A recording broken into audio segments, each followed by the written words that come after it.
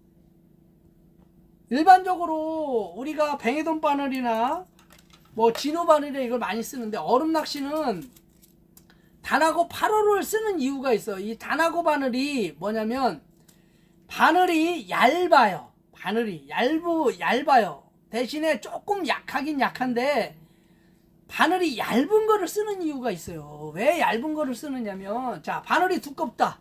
그러니까 우리가 미끼를 지렁이를 쓰잖아요. 그러면 지렁이를 달 때 굵은 바늘하고 얇은 바늘하고 뭐가 틀리겠어요? 굵은 바늘을 쓰면 지렁이가 일찍 힘이 빠져요. 일찍 죽어요. 그렇지만 얇은 바늘을 쓰면 지렁이가 오래 가요. 그리고 금침은 미끼를 안 달았는데도 입질을 받는 경우가 많아요. 금침은. 붕어가 루어도 공격을 해요. 루어도. 그래서 검정색이나 은색보다 이 금침을 저는 많이 씁니다. 이 찌맞추다가도 붕어를 잡아본 경험이 한 4-5번 정도 됩니다. 금침이 좋아요. 금침. 꼭 목줄은 낚싯줄을 쓰셔야 된다는 거. 낚싯줄. 예? 목줄 길이는 보통 13에서 15cm 정도. 꼭. 왜냐면 이걸 왜 쓰겠어요? 목줄을 합사나 소야 목줄을 안 쓰고 낚싯줄 안 엉켜요. 고패질할 때 낚싯줄이 가장 안 엉켜요. 고패질할 때 원줄에 가서 바늘이 가서 이렇게 엉키면 입질 받기 힘들잖아요. 그죠? 그래서 낚싯줄을 쓰는 겁니다. 낚싯줄을.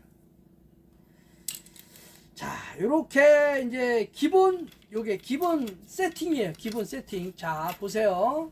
자, 줄감기는 저 같은 경우는 한쪽에 40바퀴씩, 여기 한 바퀴에 10cm예요. 한 바퀴에 10cm. 그래서 한쪽에 40cm면 4m죠. 4m, 8m에다가 한 발 해서 이렇게. 찌는 뭐 한 3.5g에서 4g 정도 나가는 찌에다가 원줄은 2.5, 세미 플로팅 2.5를 쓰고, 목줄은 카본줄 2호. 카본줄 2호 이렇게 씁니다. 요게 얼음 낚시 기본 장비예요. 기본 채비. 제 옆에 있는 게 이제 기본 장비. 이렇게만 갖고 계시면 얼음 낚시는 무난합니다. 충전 드릴 사실 때 잘못 사시는 분들이 너무 많아요. 그리고 이 충전 드릴 보통 보면 30만원 이상 가요. 30만원 이상. 배터리는 기본적으로 2개는 있어야 되고, 그러면 보통 한 33만원에서 한 50만원 정도 갑니다. 이게 사실 때 조금 좋은 거 사셔야 돼요. 조금 좋은 거. 특히 이 보조 손잡이가 꼭 있는 거. 누가 사신다고 하면 보조 손잡이가 있고 18V 배터리가 3.0A 이상. 배터리가 2개인지 하나인지를 잘 봐야 돼요. 배터리 하나 해갖고 좀 싸게 파는 데들이 있어요. 그거를 잘 보셔야 돼. 이렇게 사야 된다고 꼭 말씀을 해주세요. 왜냐면 뭐 10몇만원짜리 샀대. 18V. 그런데 배터리가 1.5A. 그럼 못 씁니다. 그거 쓸 수가 없어요. 그래서 이거 꼭 아셔야 됩니다. 얼음 낚시는 자, 원줄 2.5호, 세미, 목줄은 카본 2호. 이렇게 원줄 목줄은 이렇게 쓰시면 되고, 찌는 봉돌이 한 3.5에서 4g 정도 나가는 찌. 이렇게 막대형 찌를 쓰셔야 돼요. 막대형 찌, 이렇게 고추찌 이런 거 쓰시면 됩니다.